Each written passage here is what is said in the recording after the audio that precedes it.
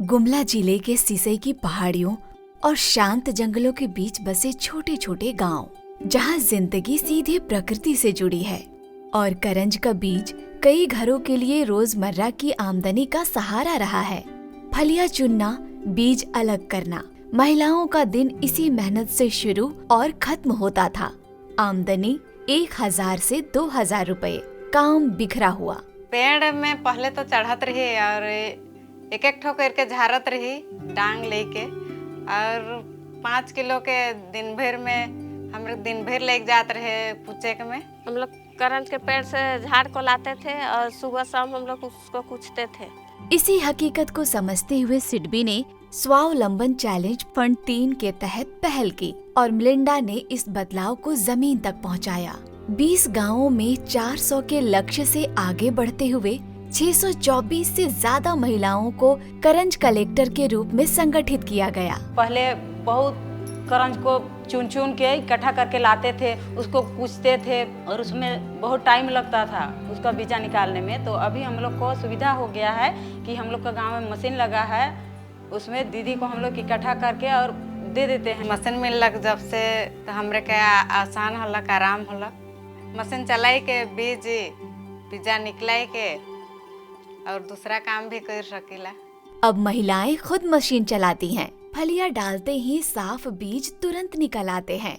मेहनत घटी, काम तेज हुआ और आमदनी बढ़कर 5000 से 6000 रुपए तक पहुंची।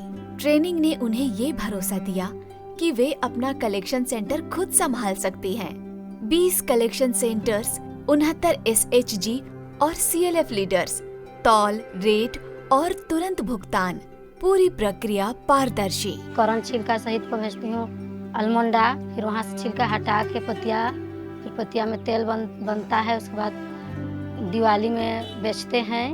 अलमोंडा कलेक्शन सेंटर है, वहाँ से हम लोग करंज को लेके आते हैं। उसके बाद में पतिया में मशीन में प्रोसेसिंग करते हैं, उसके बाद पैकेजिंग करके मार्केट में भेज देते हैं। 60 मीट्रिक टन से ज्यादा प्रोसेस्ड बीज से 15.11 मीट्रिक टन करंज तेल निकला, जो दीप सखी ब्रांड के तहत बाजार में पहुंचा और बची हुई खली खेतों में खाद बनकर लौटी, जिससे पूरा स्थानीय सिस्टम मजबूत हुआ।